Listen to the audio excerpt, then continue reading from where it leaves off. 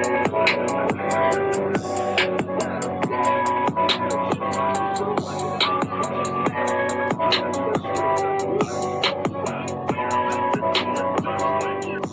the goddamn button. Push the goddamn button. Many people choose to look past the reality of what our country is, the standards that we now stand on. We can't ignore the reality of the history. But in many ways, I think certain people are prosecuted and maybe not recognized for the greatness, that they offer. I don't have anything negative to say about Sean Combs because my experience was not what the world has seen and how he's been, misrepresented.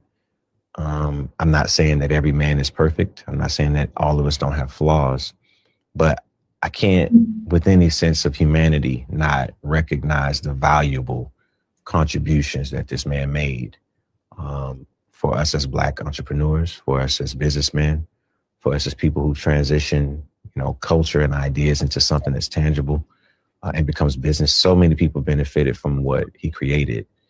And I acknowledge that. And that's why I see him as legacy. Yeah. You told Shannon Sharp you learned a lot about business during that era. Absolutely. What'd you learn? Puff was a mentor, but he was like you have that really, really hard teacher, but you're watching something in real time.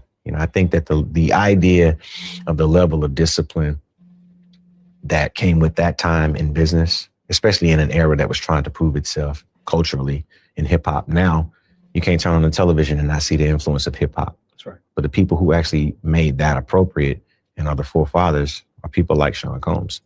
And not just in the great times that they had musically, but in the idea of being able to find ways to monetize culture and create something that was not just Black or white.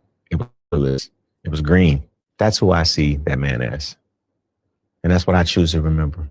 I put respect on his name because I realized that, what I learned as a businessman before I even understood what business was came as a result of seeing the incredible things that he was able to do and the way that he positioned himself as a businessman. There are trials and tribulations that come with the pressures of success and power.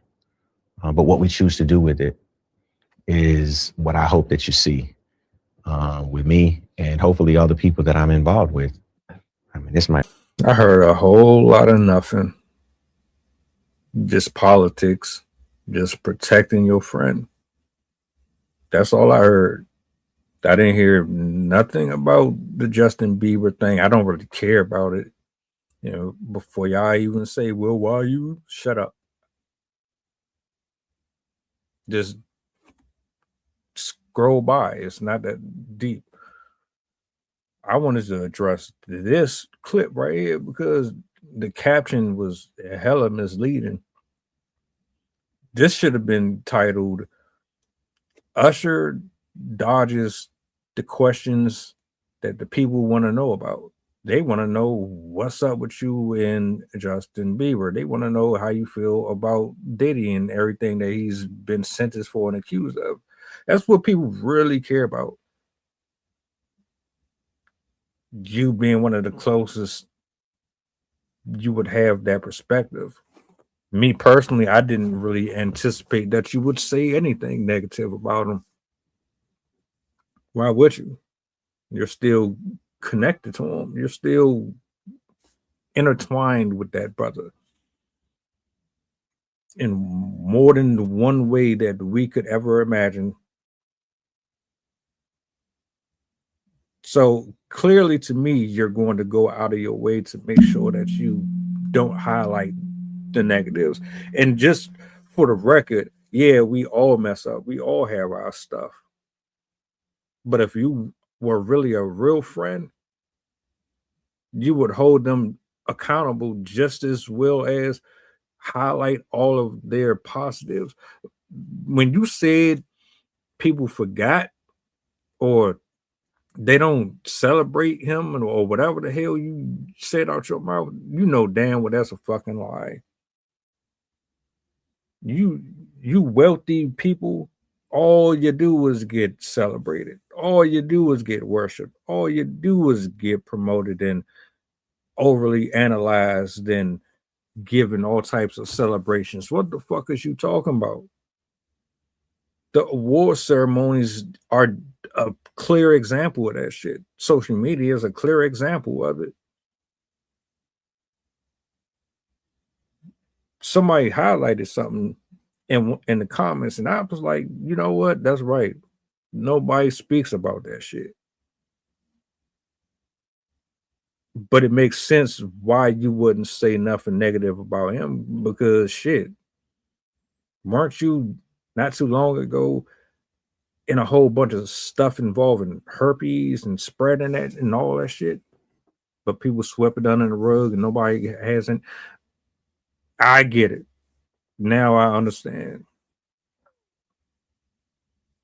So really, the only thing that came out of that right there was we don't have enough context to say the full interview. I'm not going to watch it. I'm not interested in watching it because I already know that so much is going to be withheld from the public. It's like, what's the point of even listening to this man speak at all?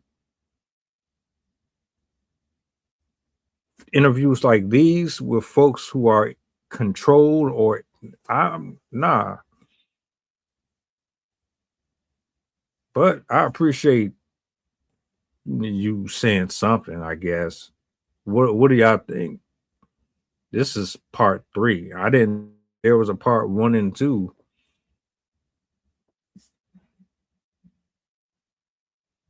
Welcome aboard the flight. This is pilot Usher talking. We going back to Memphis and coming straight from New Orleans. The estimated time of arrival is about an hour, and I can turn your ghost if you try and play with my power. So when you look up and see the sun flashing, stay in your seat. If the flight attendant say you making trouble, then we got beef. The turbulence might get rocky. You better not spill your food. This is bread and plain if you get it messy.